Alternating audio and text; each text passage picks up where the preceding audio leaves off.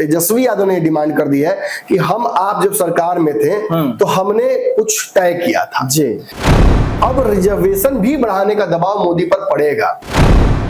कब छल कर दें, कब क्या कर दें, वो खुद नीतीश कुमार नहीं समझते हैं जी। वर्तमान स्टैंड को देखते हुए ही तेजस्वी यादव ने अपने सीटों को लेकर अभी तक कोई पत्ता नहीं खोला है जी। वो तो जदयू समझे, लेकिन दबाव तो जदयू पर बढ़ गया है। तो आप हमको इतना कमजोर समझ रहे हैं कि साहब बाद में अब आप जिताइएगा हमको, या आप कहिएगा हटी आपसे नहीं होगा, हमको करने दीजिए जी। लेकिन नीतीश कुमार के पास असहज महसूस करने के लिए केवल चिराग का दबाव नहीं है।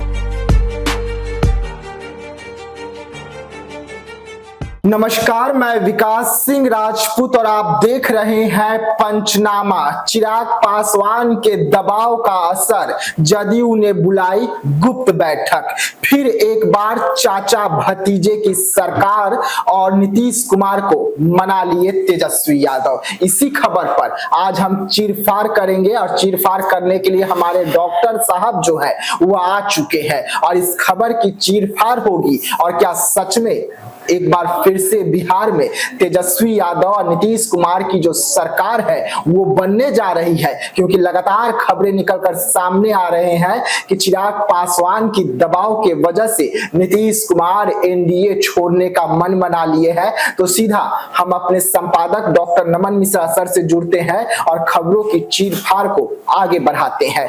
सर, चिराग पासवान लगातार एनडीए में दबाव बना रहे हैं, इस दबाव का असर कि अब खुद को नीतीश कुमार असहज महसूस कर रहे हैं। देखिए, नीतीश कुमार के पास असहज महसूस करने के लिए केवल चिराग का दबाव नहीं है जी।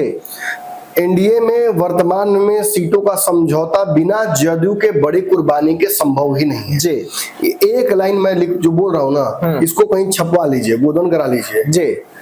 इसके अलावा कोई विश्लेषण इसमें नहीं है जी। जब तक जदयू कुर्बानी नहीं देगी सीटों की अपनी, तब तक ये गठबंधन नहीं बन पाएगा जी। तब तक ये गठबंधन इसी स्वरूप में चुनाव में नहीं जाएगा जी। आप उपेंद्र कुशवाहा को छोटा आंक सकते हैं, आप जीतन राम मांझी को कम सीटें दे सकते हैं जी, आप चिराग पासवान से उन्हें विनय कर सकते हैं जी, लेकिन आप जब तक अपनी सीटें कम नहीं करेंगे तब तक इनमें से कोई भी संभावनाएं उत्पन्न नहीं होगी जी। जदयू को आत्ममंथन करके अपनी स्थिति को समझते हुए, सर्वे को देखते हुए, सीएम के चेहरे पर हो या पार्टी के स्तर पर हो जी, उसे समझते हुए मौके की नजाकत समझना चाहिए जी। और कुछ सीटें कम करनी चाहिए। ये मैं नहीं कह रहा हूँ, ये भाजपा नेता कह रहे हैं जी। और उनकी बात भी सुनने के लिए तैयार जदयू नहीं है जी। फिर मैं कह दूं कि जदयू सीटें कम कर लेगी, वो जानती है कि सीटें कम करने से ही ये गठबंधन हो पाएगा जी। लेकिन वो जहां कॉम्प्रोमाइज नहीं कर रही है वहीं सारा पेच फंस रहा है। उसे अपने कई विधायकों का टिकट काटना होगा जी। कई नंबर 2 जो पिछली बार केवल चिराग पासवान के बागी होने की वजह से हारे थे जी, उनका सीट छोड़ना होगा जी। तभी जाकर यह समीकरण बन पाएगा, तभी जाकर एनडीए हंसता खिलखिलाता परिवार पांडवों का बन पाएगा जी। आपको याद होगा, पांडवों को लेकर भी कहानी सुनी होगी बचपन में आपने जी, कि जो पांडवों की माँ थी वो जो भोजन बनाती थी, तो चूंकि वनवास में रहना पड़ता था उन लोगों को जी, तो समस्या होती थी जी, कम भोजन था जी। तो कम भोजन में कैसे 5 भाइयों का पेट भरेगा? तो कहा जाता था कि जिसका सबसे ज्यादा पेट है या जो सबसे ज्यादा भोजन खाएगा, जिसके डेली ग्राह्य शक्ति जो भोजन की ज्यादा है जी, उसको सबसे लास्ट में खिलाओ जी। चूंकि यदि और उस पूरे पांडवों में कौन थे? वो भीम थे। भीम सबसे ज्यादा खाना खाते थे जी। तो ये कहा गया कि भीम जब शुरू में ही खाना खा लेते थे तो किसी के लिए खाना बचता नहीं था जी। तो क्या किया जाए? तो सबसे पहले बड़े भाई युधिष्ठिर जाते थे भोजन करने जी। युधिष्ठिर 4 रोटी कम खाते थे जी। क्यों? क्योंकि मेरे 4 छोटे भाई हैं जी, जितनी भूख है उससे 4 रोटी कम खाएंगे जी। उसके बाद फिर अर्जुन, फिर नकुल, फिर सहदेव, सब उसी हिसाब से कुछ कुछ रोटियां छोड़ देते थे कि भीम अभी बाकी है जी। भीम का पेट कैसे भरेगा जी? आपको जानकर ताजुब होगा कि भीम का भी पेट भर जाता था, खाना बच भी जाता था और सबका पेट भर जाता था। ये क्यों होता था? क्योंकि इसमें एक फॉर्मूला, एक क्रोनोलॉजी लगाई गई। जी। अब एनडीए में ये बेचैनी है कि सबसे पहले मेरी सीट हो जाए, जी। सबसे पहले मेरी सीट हो जाए, कोई छोड़ने के लिए तैयार नहीं है। तो जी। नहीं छोड़िएगा तो पांडव कैसे कहलाइएगा, तुरंत चांडव हो जाइएगा, जी। उसको तांडव होगा जी। बिल्कुल ये तो प्रयास आपने करके देख लिया है जी। और इसी वजह से सारा विवाद है।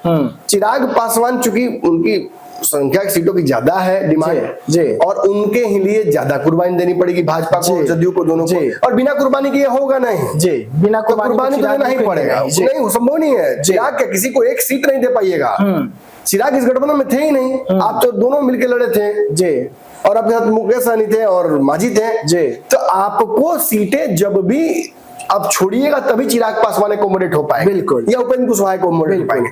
तो कैसे होगा? देखिए उपेंद्र कुशवाहा को तो बहुत सीटें दे नहीं रहा है, 500 सीट के लिए 2 छोड़ देगा, हो जाएगा जी। लेकिन चिराग के लिए 35 डिमांड है, 38 तक बोल रहे हैं। अगर 30 दीजिएगा तो 15 आपको 15 छोड़ना ही पड़ेगा। बिल्कुल, यहीं पे पेच फंस रहा है। और नीतीश इसी को लेकर एक बैठक बुला लिए हैं, जिस हालांकि एनडीए की बैठक होनी है जी, लेकिन एनडीए की बैठक से पहले नीतीश कुमार ने अपनी बैठक बुला ली और विजेंद्र यादव से लेकर विजय चौधरी, संजय झा, ललन सिंह, अशोक चौधरी, उमेश कुशवाहा सबको बुला लिया गया है कि बैठिए और बैठकर एक मुश्त ही इसको फाइनल कीजिए। नीतीश कुमार बहुत इसमें माथा दुखवाने वाले नहीं है। नीतीश कुमार ने कुछ सीटें चिराग के कहने पर छोड़ी भी हैं, सच्चाई यही है जी। बहुत कम लोग आपको बता रहे हैं, दर्शकों में बता रहा हूं, कुछ सीटें छोड़ी भी हैं, लेकिन संपूर्ण सरेंडर या कंप्लीट सरेंडर के मूड में नीतीश कुमार नहीं है। तो चिराग पासवान ने इसका रास्ता निकाला है। चिराग पासवान कह रहे हैं तो ऐसी जगहों पर हमें ज्यादा सीटें दे दीजिए जहां पर आपकी विनेबिलिटी नहीं रही है, जहां पे आप कमजोर हैं। हाँ जी। और उसके उन्होंने मगध और शाहाबाद का रेंज चुना है। मगध में भी जदयू का भंडोल हो गया खेल जी, और शाहाबाद में तो नामनेवा नहीं बचा जी। केंद्रीय बने, बिहार केंद्रीय बने, कैबिनेट मंत्री तक चुनाव हारते गए, एकदम जीरो हो गया है जदयू, एक विधायक नहीं है। अब बीजेपी के भी 2 ही हैं, बीजेपी के 2 ही हैं जी, वो भी क्या बोलते हैं उसको, पतले पर फूल खिला है जी। तो चिराग पासवान ने इसीलिए शाहाबाद में 8 तारीख को कार्यक्रम रखा है। देखिए जहां चिराग पासवान इसको बहुत स्मार्टली हैंडल कर रहे हैं जी, वहीं इसे जदयू एक अपमान के तौर पर भी ले सकती है जी, या हो ले ही रही हो जी, कि हम जीते नहीं, या हम एक चुनाव मेरा गड़बड़ा गया तो आप हमको इतना कमजोर समझ रहे हैं कि शाहाबाद में अब आप जिताइएगा हमको, या आप कहिएगा हटी आपसे नहीं होगा, हमको करने दीजिए। ऐसा नहीं होता है। कई बार इन चीजों में अब आप ही के पिताजी कहें कि ला हम गेट बंद कर देते हैं, आप कहिएगा आपसे नहीं बंद होगा, तो क्या करेंगे? बिल्कुल, टाउन में पूरा घर के गेटे बंद कर देंगे जी, जंगोल खोल दोनों गेट बंद कर देंगे पूरा जी। वही हाल है। तो कहीं ना कहीं ये जो कर रहे हैं चिराग पासवान, ये एक्चुअली विरोधियों और जनता को दिखाना अपनी ताकत है जी, और अपने सहयोगियों को कॉन्फिडेंस देना है कि मैं शाहाबाद को लेकर सीरियस हूँ। आप मुझ पर दाव खेलिए ना, शाहाबाद की हमें सीटें बढ़ा दीजिए जी। खबर तो कंफर्म है कि शाहाबाद की कई सीटों पर चुनाव लड़ रहे हैं और उनके प्रत्याशी भी एकदम तैयार है उनके जी। लेकिन अब जदयू कितना इसमें सहज महसूस करेगी जी। जदयू कहीं ऐसा नहीं, क्योंकि आपको पता है कि जदयू भी कम सीटों पर शाहाबाद में तैयारी नहीं कर रही है जी। आधा ज्यादा लोग तो उनके जदयू के जो पटना में बैठ के नीतीश के आगे राजनीति करते हैं, वो शाहाबाद में तैयारी कर रहे हैं जी। मैं नाम ले सकता हूँ, छोटू सिंह तैयारी कर रहे हैं जी, प्रशांत तैयारी कर रहे हैं जी, 1-2 और लोग तैयारी कर रहे हैं, जयकुमार सिंह तैयारी करेंगे। कहाँ जाएगा लोग? भगवान कुशवाहा है उस क्षेत्र में, और भी लोग हैं। तो कहीं ना कहीं जदयू की भी वहां रणनीति है जी। अब कैसे जदयू, अब पिछली बार आपको याद होगा कि काराकाट की सीट काट कर सिटिंग सांसद की जी, और दी गई थी उपेंद्र कुशवाहा, जदयू के सिटिंग सांसद जी, जबकि वो हार गए उपेंद्र। हाँ, तो फिर उन्होंने उपेंद्र कुशवाहा को हराया था जी, उनका टिकट कट गया था जी। तो अब वो भी तो विधानसभा लड़ेंगे ना भाई जी। बहुत पेंच है, कई सीटों पर तो 7-7 प्रत्याशी हैं, हर 5 दलों में एक प्रत्याशी है, 2 प्रत्याशी 5 दलों में कहीं जी। तो शाहाबाद एक टेढ़ी खीर है। जदयू कैसे लेती है चिराग के कार्यक्रम को वो तो जदयू समझे, लेकिन दबाव तो जदयू पर बढ़ गया है। और एनडीए के सीटों की बैठक से पहले नीतीश कुमार के अपने दम पर बैठक करना, ये इस बात का परिचय है कि कुछ बड़ा फैसला उस दिन नीतीश ले सकते हैं, या तो 2 कदम पीछे जाएंगे या 1 कदम केवल आगे ले लिया उन्होंने जी। तो ये अगला कदम जो होता है ना, ये राज्यपाल के दरवाजे तक पहुंच। हाँ, आसानी से एक कदम में राज्यपाल दरवाजा, जी 2 कदम पीछे हटेंगे तो बिहार के मुख्यमंत्री भी बन सकते हैं, जी। एनडीए के सीट समझौता भी हो सकता है, लेकिन महाराष्ट्र डराता है पीछे जी। कदम लेने से। जी। खैर, ये तो रही इन दोनों की बात। अब नीतीश कुमार के इस वर्तमान स्टैंड को देखते हुए ही तेजस्वी यादव ने अपने सीटों को लेकर अभी तक कोई पत्ता नहीं खोला है। जी। केवल बैठकें हो रही हैं। इंडिया गठबंधन से बैठक हुआ करता था, बैठक। जैसे नीतीश कुमार गए थे इंडिया ब्लॉक में, जी। तो ऐसे ही बैठक होता था ना, जी। वैसे ही अब तेजस्वी यादव संयोजक बने तो भी बैठकें करा रहे हैं खाली, लेकिन कोई रास्ता निकल कर बाहर नहीं आ रहा है। क्यों? तेजस्वी यादव किसका इंतजार कर रहे हैं?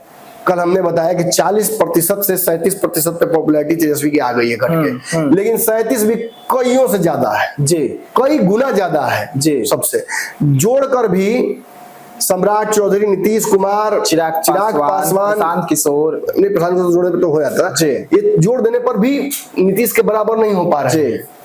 तो ये क्या इशारा है? ये तेजस्वी के बराबर नहीं हो पा रहे हैं, तो यही इशारा है कि तेजस्वी एकदम कंफर्म सीएम बन रहे हैं। अगर वो सही दाव खेल लें तो वो सीएम बनना, इसमें कोई संशय नहीं है। कागज पे बस अपना वोट डिलीवर कराना होगा MYM का।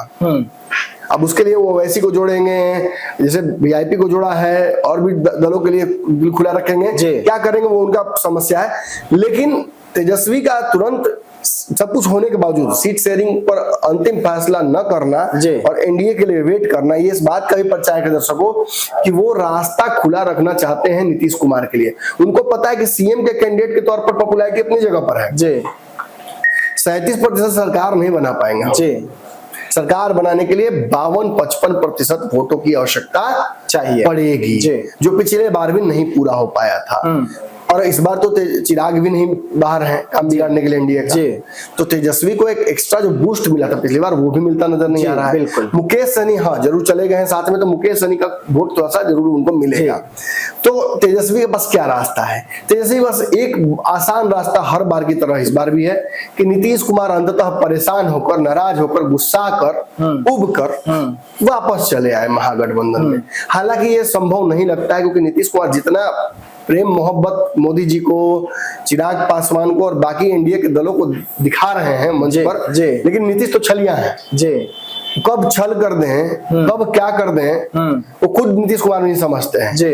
इसी प्रोबेबिलिटी पर टिका हुआ है तेजस्वी का आगे का सारा राजनीति जी। अब तेजस्वी यादव ने पत्र लिख दिया नीतीश कुमार को। आपको पता है उस पत्र में, चूंकि आपने वो पत्र देखा है जी, उस पत्र में नीतीश कुमार को उन्होंने लिखा है कि 85% आरक्षण को बिहार में बढ़ा दिया। 65 नहीं, जो हमने फैसला लिया था, हाँ 65 तो हमने लिया था जी, 85 कर दिया जाए जी। फैसला जो उन्होंने लिया था 10% EWS इन्होंने जोड़ा था जी, और जातीय गणना कराकर 65% बढ़ाया था बिहार में आरक्षित जातियों का कोटा का रिजर्वेशन। बिल्कुल, तो 65 + 10 होता है आपका 75%। तो ये जो 75% का वोट टोटल होता है, रिजर्वेशन टोटल होता है, इसमें ही देने में सरकार को आफत आई हुई है जी। बिहार सरकार ने, नीतीश कुमार ने पास कराया, जातीय गणना कराई और ये प्रस्ताव पारित करके भेज दिया जी। मामला कोर्ट में कुछ दिन फंसा, अब ऊपर जाकर फंस गया है जी। क्यों फंस जाएगा? क्योंकि 9वीं अनुसूची में शामिल नहीं है जी। और नीतीश कुमार का यही गेम था। नीतीश जानते थे कि मेरी तो राजनीति टाइट हो जाएगी जी, भाजपा पर दबाव भी पड़ जाएगा, और ये 9वीं सूची में शामिल करने के लिए भाजपा पर दबाव रहेगा। देखिए, ना नीतीश कुमार बिहार में जाति गणना कराते हैं, ना मोदी जी पूरे देश में कराने की सोचते हैं जी। जान लीजिए, वही इसका कैस्केडिंग इफेक्ट है। यहाँ से स्टार्ट हुआ है तो वहां से स्टार्ट होती है, यहाँ आके टिका है आज जी। और अब रिजर्वेशन भी बढ़ाने का दबाव मोदी पर पड़ेगा, और जो उनके सपोर्टर हैं, जो उनके वेलविशर्स हैं मोदी के, वो उनको एक झटका लगने वाला है जी। आने वाले समय में मोदी को जब जातीय गणना वो कराएंगे तो कोटा विद इन कोटा तो करने नहीं देगा लोग जी, तो उन्हें कोटा बढ़ाना पड़ेगा जी। तो उसके लिए भी तैयार रहना पड़ेगा। अब नीतीश कुमार से पत्र लिखकर तेजस्वी यादव ने डिमांड कर दी है कि आप जब सरकार में थे तो हमने कुछ तय किया था जी। मैं आपके पास आया था और मैंने जातीय गणना की आपसे मांग की थी, आपने उसे स्वीकार किया और हम नरेंद्र मोदी के पास गए थे। नरेंद्र मोदी ने हमारी बात नहीं मानी, तो हमने अपने दम पर जी अपनी सरकार में जातीय गणना कराई, और उसके तहत हमने जो पाया कि पिछड़ों को उनका हक नहीं मिल रहा है जी। जो जनसंख्या है पिछड़ों की, दलितों की, ओबीसी की, ईबीसी की बिहार में, वो 90% है जी 10% में बाकी जातियां हैं और 10% को तो हमने 10% आरक्षण दे दिया ईडब्ल्यूएस। जी अब जो बाकी बचते हैं 90%, इनको हम 65% भी आरक्षण नहीं दे पाए हैं अब जी तक। जी तो मैं आपसे आग्रह करता हूं कि इसका दायरा बढ़ाया जाए। पहले तो 65 नहीं मिला है जी अब ये कह रहे हैं कि उसको 75 कीजिए जी और टोटल जो आरक्षण हो जाएगा ईडब्ल्यूएस जोड़कर वो 85% कर दिया जाए। जी यानी पूरे बिहार की जनसंख्या के हिसाब से 100% में 85% रिजर्व्ड कोटा हो जाएगा इनके हिसाब से। ये डिमांड इतनी बड़ी है कि इसके ही जद में पूरा चुनाव हो सकता है बिहार का। तेजस्वी क्यों कैलकुलेटेड और चुप है, ये इन बातों से समझ में अब आ रहा है। जिसके पास रोजगार का मुद्दा हो, जिसके पास युवाओं का मुद्दा हो, जो डोमिसाइल हटाने की बात करता हो, जो पीएमसीएच और जो स्वास्थ्य सुविधाएं हैं उन पर लगातार बुलेटिन दिखाकर आंखें खोल रहा हो, जो बिहार के मंत्रियों के नाक में नकेल कसे हुए हैं, जो लगातार सारे विरोधियों चाहे पक्ष में हो या विपक्ष में हो उनसे लड़ते हुए खुद को मजबूत रखता है, जो अपने पिता का भी बैगेज ढो रहा है, वो युवा अगर सबसे पॉपुलर चेहरा बिहार में सीएम का है तो ये एनडीए के लिए बेचैन करने वाला सर्वे है। और उसके पास यदि एक और बड़ा मुद्दा है कि वो आरक्षण की बात करता है। 15 में एक छोटा सा ट्वीट लालू का आरक्षण को लेकर आया, जो आए थे मोहन भागवत, उन्होंने कहा था कि आरक्षण की हम समीक्षा करेंगे। उतना ही पर कह दिया था लालू ने ट्वीट करके कि किसके माइकल में दम नहीं को कुछ उसको छू सके आरक्षण को। और सरकार पूरा चुनाव में पलट गया, महागठबंधन सरकार बन गई, भाजपा फेंका गई। तो अब यदि इस आरक्षण की डिमांड को 85% करने को लेकर अगर नीतीश पर दबाव बनाते हैं तेजस्वी यादव तो जनता में तो नीतीश तेजस्वी यादव हीरो बनेंगे ना, तेजस्वी। और यदि नीतीश इसको मान नहीं पाएंगे, जो कि संभव है कि नीतीश नहीं मान पाएंगे, संभव ही नहीं है कि नीतीश मान पाए, क्योंकि उनको सवर्णों का भी वोट चाहिए, तो वैसी स्थिति में नीतीश फंस जाएंगे। और फंस जाएंगे नीतीश कुमार तो तेजस्वी ने कहा है कि हम आंदोलन करेंगे। हम आपको 3 महीने तक चुनाव के आने वाले जो चुनाव के 3 महीने बचेगा तब से हम लगातार आंदोलित रहेंगे अगर हमारी मांग नहीं मानी जाती है। और आप अच्छे जानते हैं, विकास दर्शक जानते हैं कि अगर ये आंदोलन आरक्षण को लेकर वो अड़ जाते हैं बिहार में तो तेजस्वी यादव को मुख्यमंत्री बनने से सच में कोई रोक नहीं पाएगा। चलिए, तो पंचनामा देख रहे थे आप, जहां पर खबरों की चीरफाड़ हो रही थी। एक बार फिर से तेजस्वी यादव ने आरक्षण को लेकर जंग छेड़ दिया है, तो वहीं पर चिराग पासवान जो है अब लगातार दबाव बना रहे हैं और उनका दबाव का ये असर रहा कि नीतीश कुमार बड़ी बैठक बुला लिए हैं और उस बैठक में बड़े निर्णय के और नीतीश कुमार बढ़ सकते हैं। तो तमाम खबरों के लिए रहिएगा साथ, दीजिएगा इजाजत, धन्यवाद।